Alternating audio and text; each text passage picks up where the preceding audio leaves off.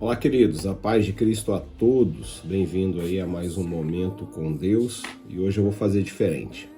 Vou iniciar orando e depois trarei a palavra, amém? Então, convido a você a orar junto comigo. Querido Deus, Senhor Todo-Poderoso, Pai do nosso Senhor e Salvador Jesus Cristo. Aqui estamos, Senhor, te pedindo direção, orientação, te pedindo presença do Teu Espírito Santo, ó Deus. Em nome do Senhor Jesus, a todos esses que me ouvem, que me veem, que o Teu Espírito Santo agora possa visitar, Senhor, a cada um. Visitar, sondar, possa ter um olhar de Pai, um olhar atento, um olhar cuidadoso, zeloso, um olhar minucioso, ó Deus, que possa enxergar até o mais profundo do ser dessa pessoa, Senhor. Resgatando, Senhor, trazendo de volta, ó Pai, aquilo que uma vez se perdeu em meio à rotina, se perdeu em meio à correria do dia a dia, se perdeu em meio à falta de crença, se perdeu em meio aos conflitos que o envolveu. Traz de volta, Senhor, traz a fé de volta, Senhor, traz o ânimo de volta, traz os sonhos de volta, Senhor, traz os projetos esquecidos, colocados de lado, em nome do Senhor Jesus. Espírito Santo, vai agora ao encontro dessa pessoa, dessa família.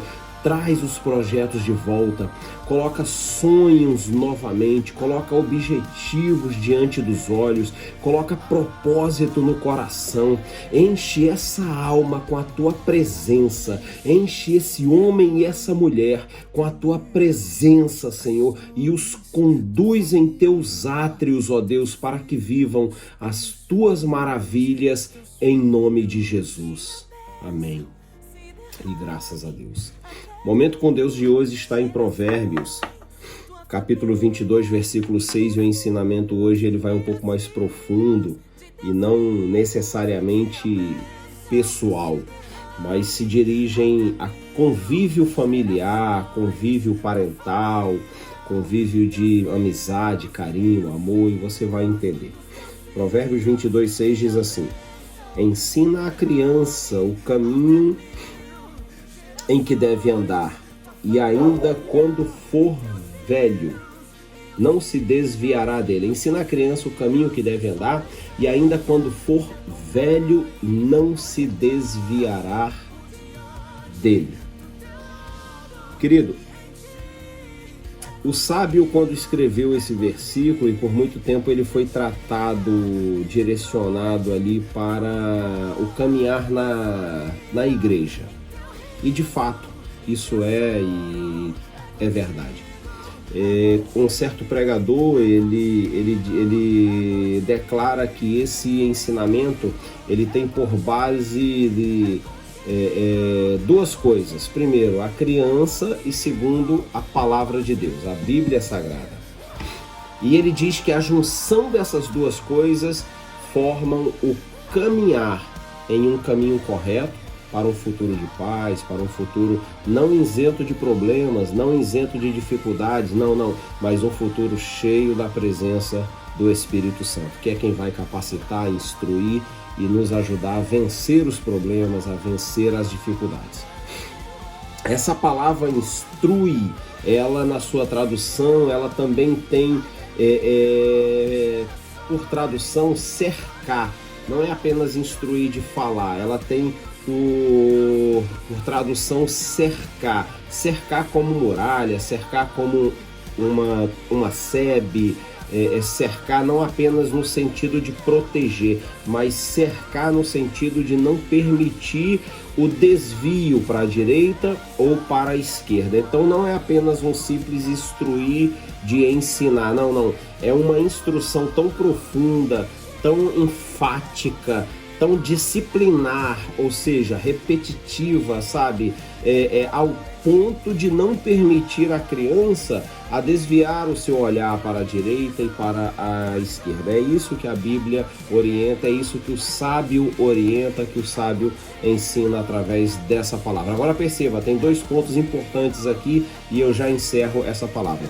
O primeiro ponto importante é que esse ensinamento, por muito foi entendido a despeito do convívio cristão, da igreja, do entendimento de Cristo, do que é a cruz, do que significa o sacrifício dele, e tudo isso está correto.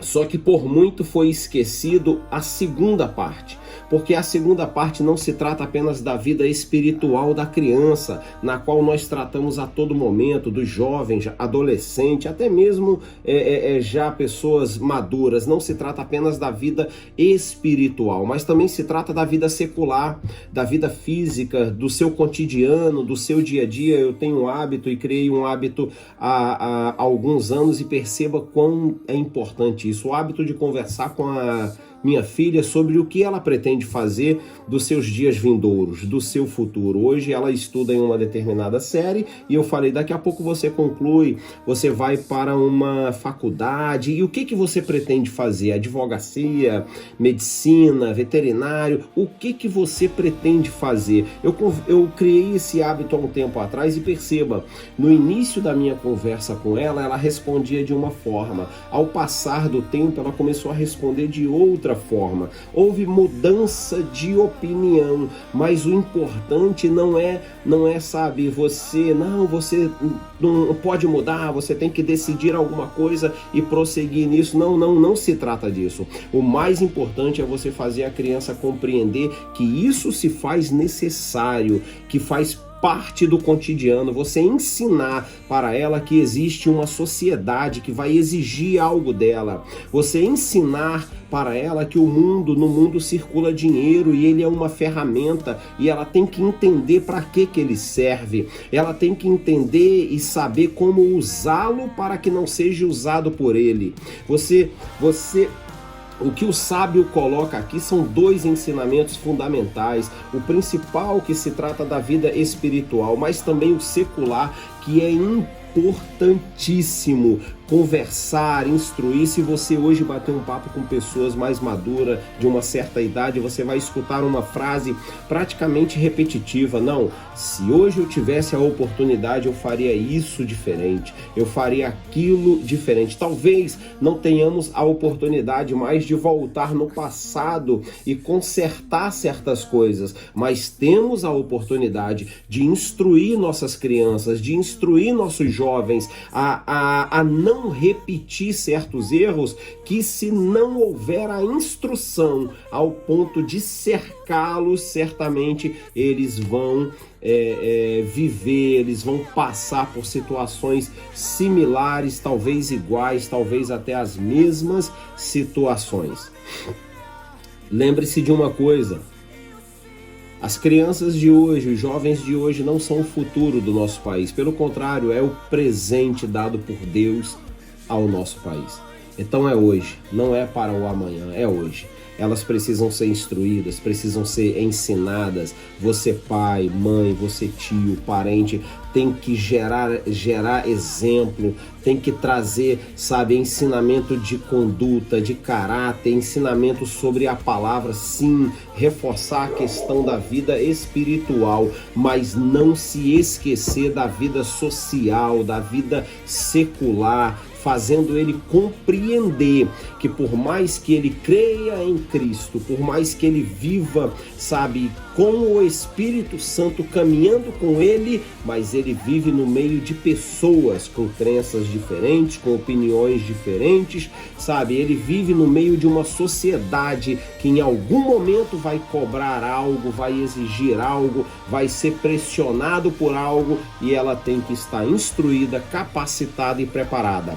Por último, eu deixo uma palavra para você, algo que eu aprendi, demorei muito tempo para poder aprender à luz da palavra de Deus, mas que hoje eu carrego comigo e faço questão de dividir todas as vezes que eu tenho oportunidade. Aprenda isso.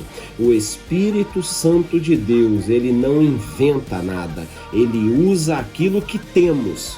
E assim será com nossos filhos. Em algum momento, ele vai se apresentar a eles e vai procurar dentro deles o que foi colocado. O que você tem colocado dentro das crianças, não necessariamente filho, mas das crianças que Deus tem dado oportunidade a você, a aconselhar, a instruir, a se apresentar, a ensinar algo. O que você tem dividido com elas, o que você tem contribuído para elas, o que você tem colocado dentro delas, porque é isso que o Espírito Santo, quando se apresentar a elas, ele vai usar para fazer delas instrumento de salvação, instrumento de bênção e de prosperidade sobre essa terra, não apenas para a sua casa e a sua família, mas para todo o ambiente por onde ela passar. E é isso o que eu profetizo sobre a vida dos nossos jovens. Que o Espírito Santo os capacite, que o Espírito Santo os abençoe para que eles sejam bênção de Deus aonde passar. Deus abençoe você, sua casa, sua família, em nome do Senhor Jesus. Saúde e paz a todos e até o próximo Momento com Deus.